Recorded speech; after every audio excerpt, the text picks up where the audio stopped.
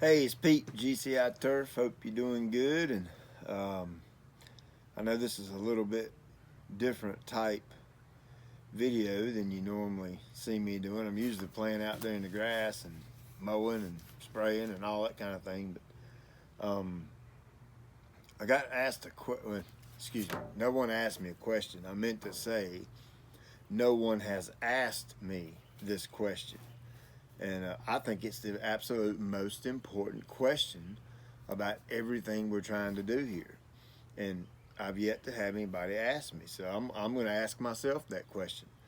And it's plain and it's simple. What is a lawn care program? I know you're probably scratching your head now. You're like, what the heck you mean? What's a lawn care program? Well, it's a lot to that. That's a very in-depth question to be such a simple question. And so I'm going to answer it on my behalf and give you my take on it, my 2 cents on it, and you can take it or leave it, or whatever you want to do with it. Doesn't matter to me, but you'll know after this video why I do the things I do in the yard. So to start with, let's answer a second question. What is not a lawn care program? Well, you can't just go buy a bag of fertilizer and throw it out and expect the world to change because you went and bought a bag of fert at the big box store and everything's going to be hunky-dory now. That's not a lawn care program. For you folks that pay a lawn care company to manage your turf, you don't do it yourself. If you pay someone to do it, like a spraying company, maybe us or whatever, if you bounce around from company to company to company to company and looking for the magic potion, that's not a lawn care program. Because see, you're getting many different lawn care programs that aren't having time to work because you're impatient and you're jumping around all over the place. So what is a lawn care program? Again, this is my definition of it, and I sat down there in the office and I thought real hard of how to word this so that it would cover every aspect of what I call a lawn care program. And here we go. A systematic approach to growing a specific turf type using high quality products that all focus on the weakness of a specific turf you are trying to grow. All right, so let's read that one more time. A systematic approach to growing a specific turf type. Of course, in my case, we're talking about tall fescue. And that could go for any turf type in any setting whatsoever. A residential setting, a commercial setting, golf course setting, any setting you can possibly think of, this, in my opinion, this applies. A systematic approach to growing a specific turf type using high quality products that all, and when I say that all, I mean the products that, using high quality products that all the products focus on the weakness of that specific turf that you're growing. So I'll ask you a question.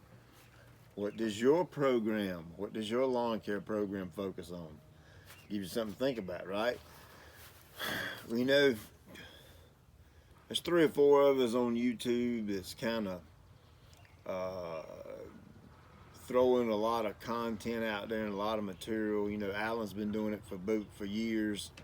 An incredible guy, extremely smart, and knows a ton about turf grass, all kinds of turf grass. Matt, my grass factor buddy, he's just light years ahead of most folks as far as the brain goes. I know every word he's saying. I can relate everything he says, but whew, boy, he really digs into some very deep subjects in very specific things, and oh gosh, incredibly smart dude. There's a few others out there. I've never talked to either one of them about what the focus of their lawn care program is. I don't know. I guess at the end of the day, they want it green to grow. But I just don't know. I can't speak for them. I can only speak for myself. And I'm sure they have in the back of their mind, they have a focus point on their program, and I'm sure it works for them. So, but this is talking about my program. This is my actual boots on the ground company here in town, and the academy program. The two programs are so much alike. It ain't even funny. I mean, so incredibly similar. There are a few little differences simply because some of the products we use on the boots on the ground business, I can't sell them to you. So we have mimicked those products using some other products that are available to Academy members. Now, my personal yard has been on the exact Academy program this is the fourth year in a row. I started my experimentation 6 years ago, and I'm going to tell you about that in a minute. So, what is the focus for your yard, and what are you trying to achieve in your yard? Now, let's go back to my definition. The weakness. The products in your program focus on the weakness of the turf grass. Talking about turf type tall fescue. What is the weakness of tall fescue? Well, in the springtime, it really doesn't have any weaknesses. In the fall time, it really doesn't have a weakness. And in the winter, really no weaknesses at all. Anybody can grow turf type tall fescue in the spring and the winter and the fall.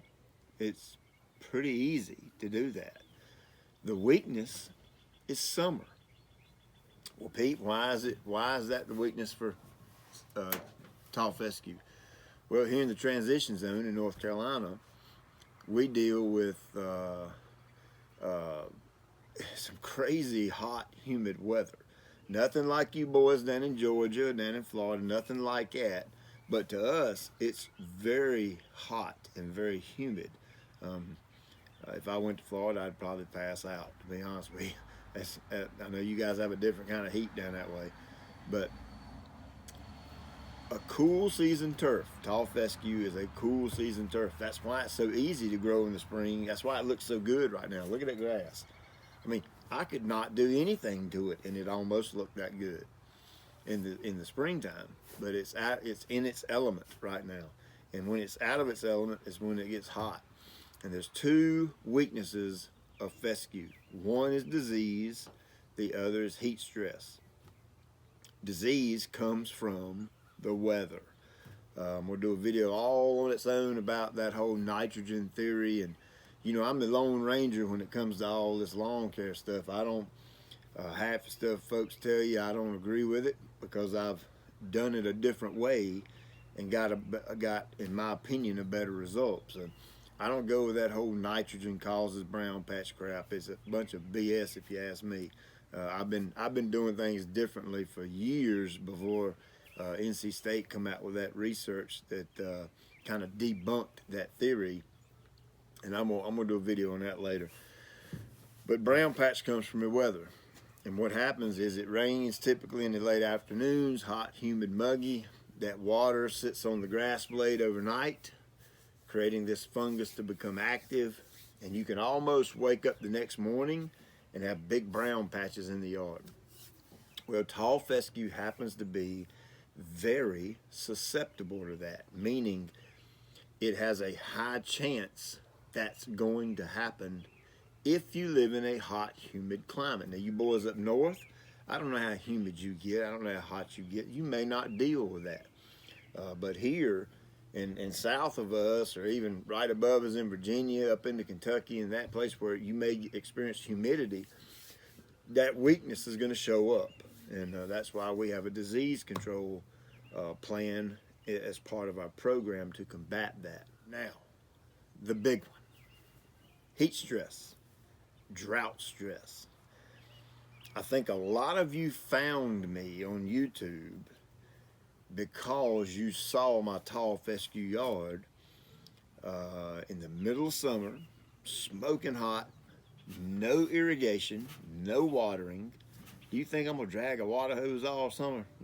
Not on your life. And you saw this lush green fescue, and you was like, how in the heck is that guy doing that? That's how you found me. And well, it wasn't always like that. Okay, and that's why I created this program, is because I I thought I knew what I was doing. About 7 years ago, we bought this house, did my renovation, yard come in gorgeous, looked great. The year after that, we got run into some hot weather, dry weather, July and August. Now, I want you to take a look and see what my yard looked like. And I'm sure you've seen this before, but you take a look at these pictures.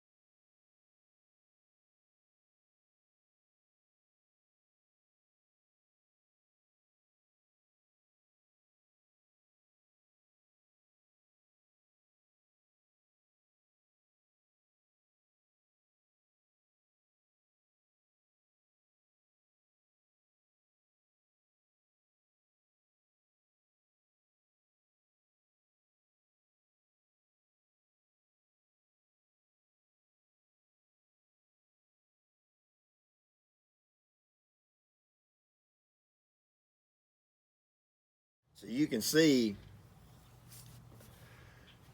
that's a far cry from what we're looking at right now, and what you looked at last summer during the dry, hot summer. And I began a quest to figure out how to stop that.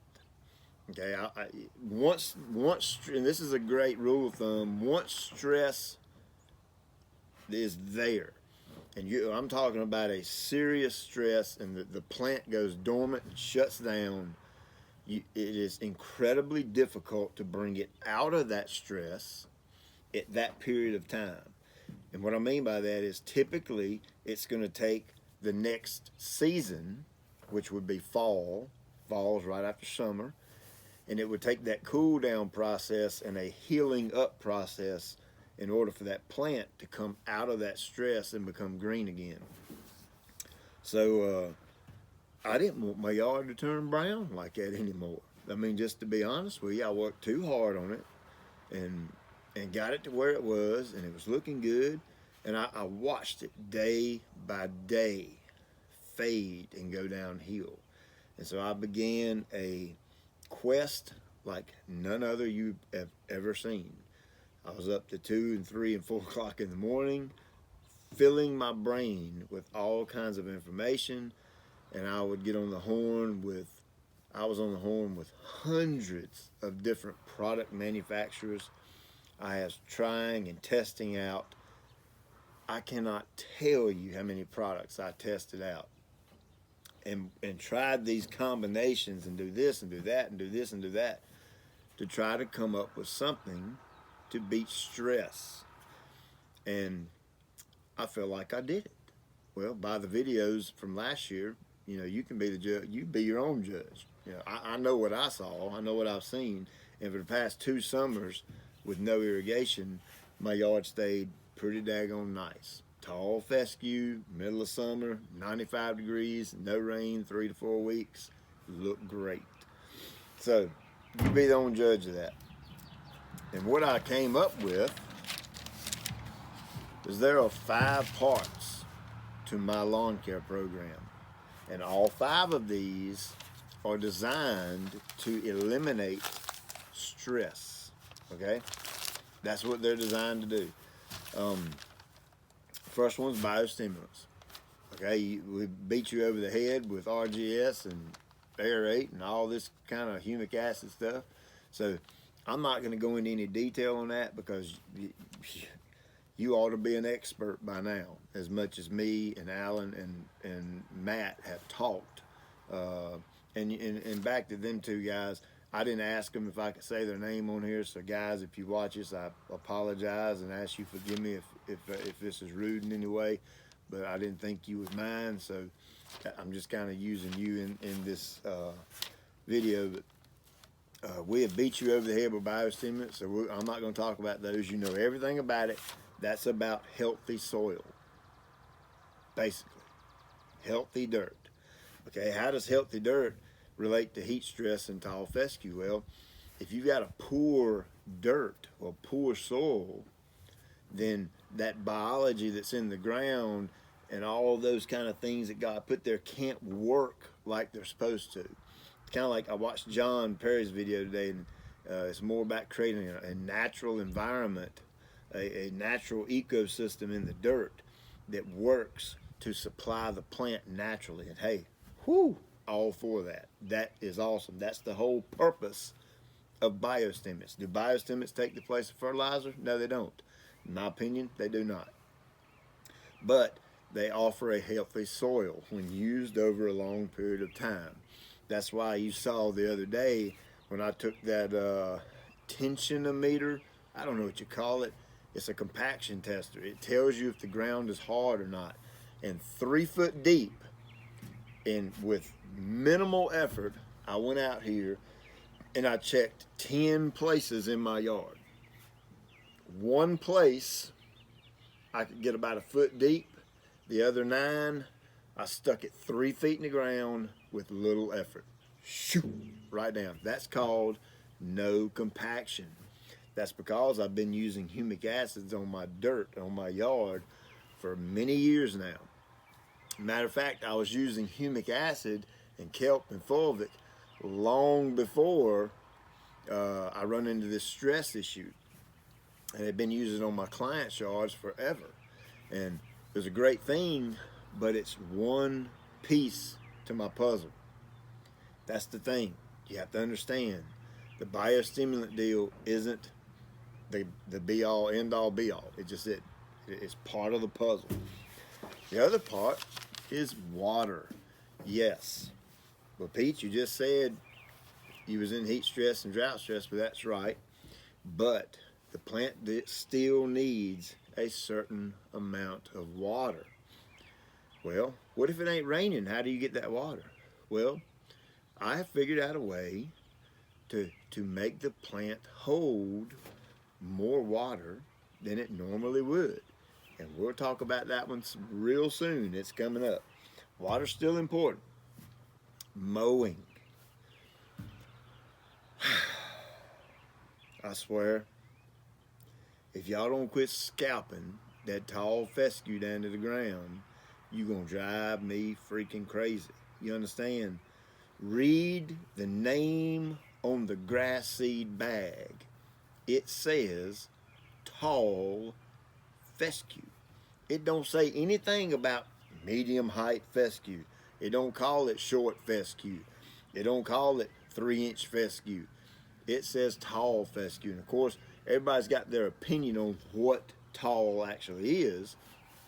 My definition is 4.5 inches. That's what I call tall when I relate it to tall fescue. And why is that important? Well, go back to your science class way back in the day, and I want you to do some research on osmosis and transpiration in plants and things like that, and photosynthesis. I want you to research that, because the next video I got, I'm going to go into detail about why those 3 things, osmosis, transpiration, and photosynthesis, are super, super important, and how that relates to the height of cut. What do those three things have to do with cutting the grass tall? And we'll talk about that one on the next one. Aeration and seeding. That's a big deal with tall fescue. And you know, I know a lot of people will disagree with me on this, and I'm completely fine with it. It's okay. It don't bother me one bit if you disagree with me. To each his own. You got an opinion and I got one. Well, my opinion is based off 15 years. I don't know what yours is based off of. Mine's based off a long time of doing a repetitious cycle in the fall to a whole lot of yards, and me visually seeing the impact and the result from that specific thing that we're doing in the fall, aeration and seeding. There's just something that happens when you open the ground up. You know, farm boy talking here. When you open the ground up and you let water and nutrients and that kind of thing infiltrate the soil, and then at the same time you add a new plant in the mix. When you throw that little seed out, when you aerate, put all those holes, and then you spread a seed out, you're putting all these new plants into a pre-existing yard. You're introducing new varieties of fescue, which are more drought tolerant, like the GCI Turf Services fescue mix. That's exactly where that mix come from. We're putting drought tolerant species of tall fescue, disease tolerant species of tall fescue into the yard. Because you can't see this happening, but out across this fescue yard right here, at the end of each season, a little bit of this fescue is dying off. The plant don't live forever, right? This one little plant over in the corner, it just gets old and it dies. Okay, now you may not visually see that, but it does. It's happening. And then we're reintroducing new varieties, and all the same time, we're making the canopy thicker and thicker and thicker and thicker. That promotes a thicker canopy on its own promotes a better soil, simply because it shades the ground and it holds more moisture. You know, if you're over in the corner of your yard in a little shady spot that holds moisture, and then you get out here in a full sun spot that's dry, well, common sense says the shade is helping that dirt to hold water simply because the sun isn't shining on it. It's so daggone common sense, it ain't even funny. So the taller your grass is, the thicker your grass is, it shades the soil, helping it to hold water better. So that's why I am a major advocate of aeration and seeding. We have a client, I don't know how many clients we got, it's a bunch of them, but I would say at least 2/3 of them are on our program that includes seeding service.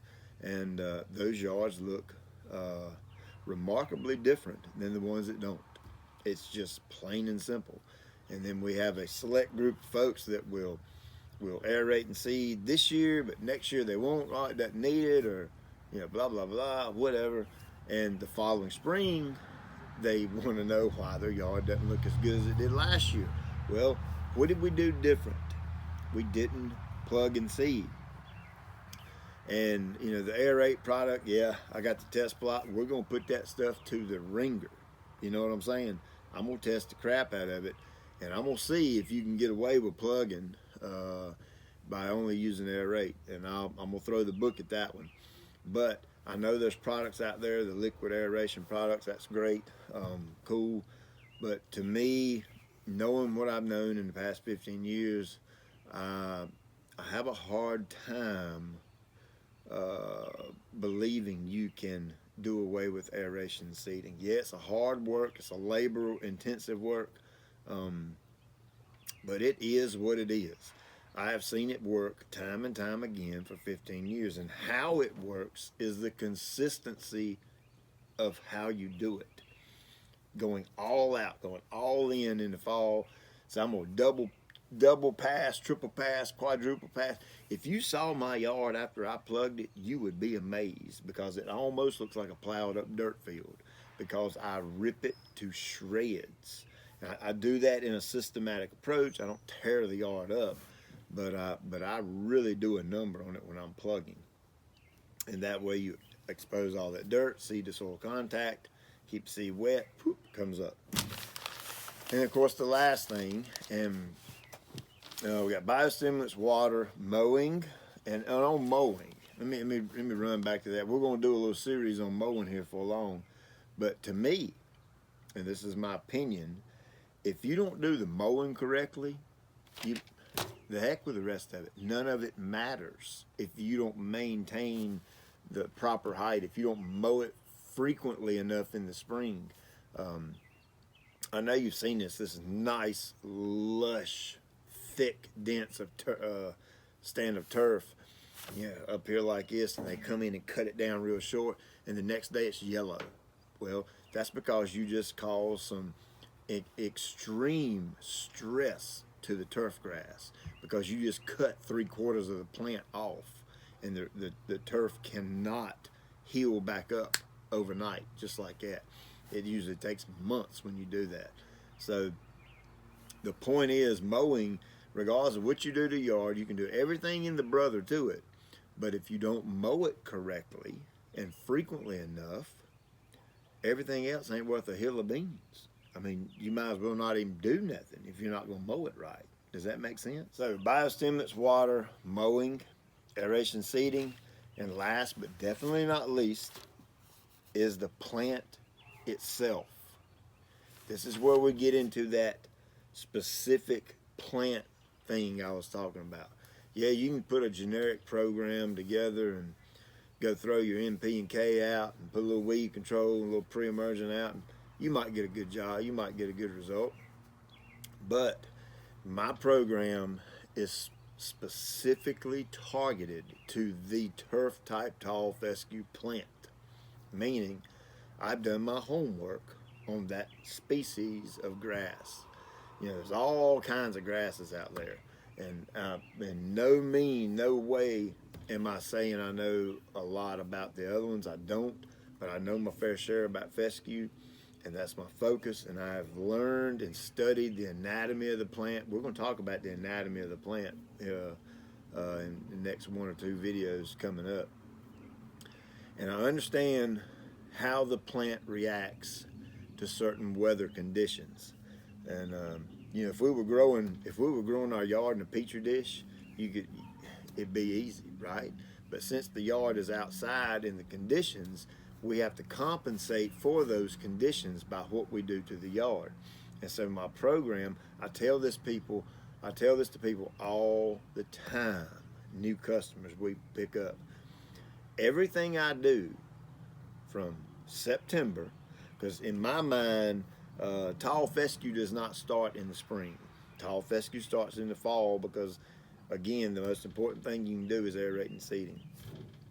And so everything I do from September all the way around to June, that's 10 months out of the year, I am working on that turf to prepare it for 2 months, July and August. Well, why? Well, because that's where the weakness is at. See, hopefully all this is kind of coming together now. I'm not putting out fertilizer and this type of fertilizer and that type of fertilizer and biostimulants. I'm not putting it out to look for good results in the spring. I'm gonna get them regardless, just because it's a cool season plant. It's going to look good. I am preparing the plant for the summertime to get through those 2 months. And typically, if you're an irrigated yard, dude, this is a breeze for you. If you water right and mow right, there's absolutely no reason that you can't have a turf type tall fescue in a hot climate and it thrive. I don't believe it. I disagree with you if you think otherwise. But I want to get that non-irrigated yard through those 2 months of summer, because the majority of our clients are non-irrigated. So, and you remember my pictures earlier, that was just, boy, you're talking about, now, I'm picky about my yard. I'm very picky about it. And I mean, I was living, it was nights I almost couldn't sleep because my daggone grass looked so bad. So, and I went on a mission to fix it, and doggone it, I think I did it. So the plant is very important.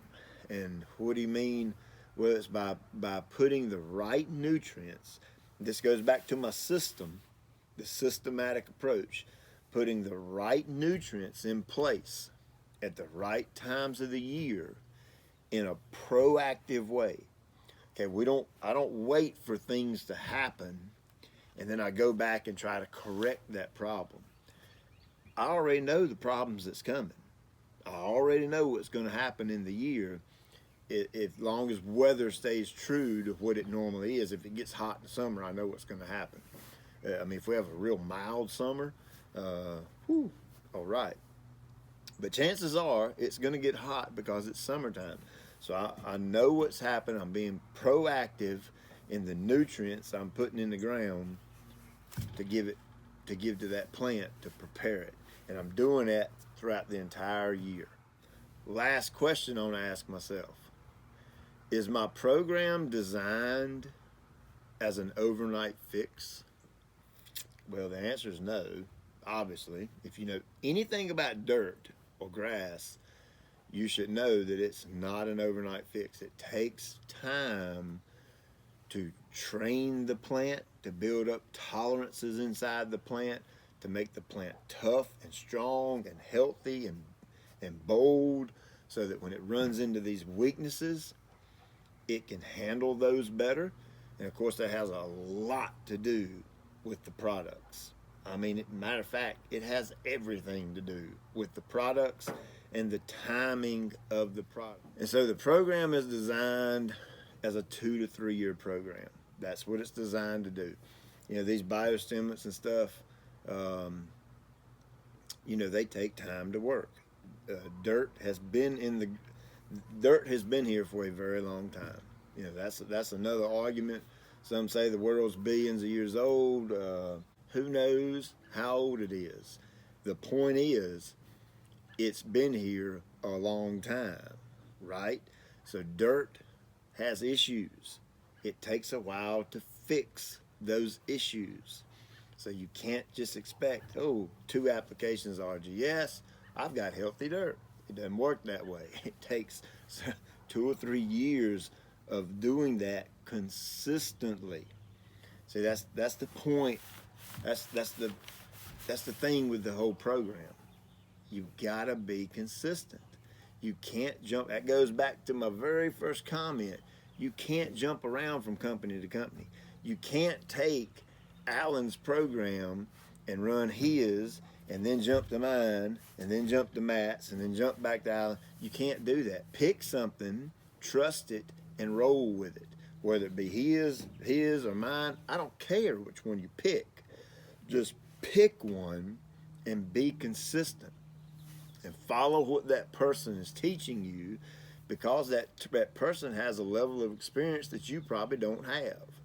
Okay? So make sure you're consistent with your program, and you stick with it, and you make your applications on time, and you mow on time, and you water when it needs to be watered, and all that kind of thing. So we went over biostimulants a ton. Aerating, seeding videos, they'll be in the fall. They're coming. But in the next month or so, we're going to talk about disease and stress in the plant. We're going to talk about the anatomy of the plant and why that's important and how it relates to the products that we're putting out. Really cool video. Probably the next video I make is going to be the one you've been waiting on, and you know what I'm talking about. And then I haven't watered my grass yet. It'll probably be a while before we water, because I mean, gosh, I stuck a daggone probe in the ground that deep. I don't need any more water right now, I don't think. And we're going to talk about watering, and then we're going to talk about mowing. We're going to talk about mowing a lot. How often you mow, when you should not mow. That's a big deal. Most people, oh gosh, it kills me. You've got to have the yard mowed today. I've got to. I got company, whatever. But you're not thinking, if you mow, it may stress the turf out because it ain't rained in 3 weeks. We're going to talk about all that kind of stuff, and we're going to work on our patience about, you know, when it's not time to mow, you don't need to mow it. If the grass is stressed out, you stay the heck off of it, be patient, and live with it. So we got a lot of cool things coming up, but sorry about the video, it's so long. But I wanted to put this out there. And I know everybody ain't gonna watch this the whole length, but I got some die-harders that will. And I hope you understand now a little bit more about how my program is designed around a specific plant. For all you warm season guys, right now I'm in the process of some research and talking with friends that know way more about warm seasons than I do, and I'm gonna take my concept of my program and apply it to the warm season turf guys, and make that available to you. And of course, the fescue, I mean, this goes for rye, bluegrass, all those cool season turfs that struggle in the summertime. This program will work on any of them. So I hope you've enjoyed this. I got pizza walking in the door right now, so I'm gonna go eat some pizza. So I'll leave you with, get your program right.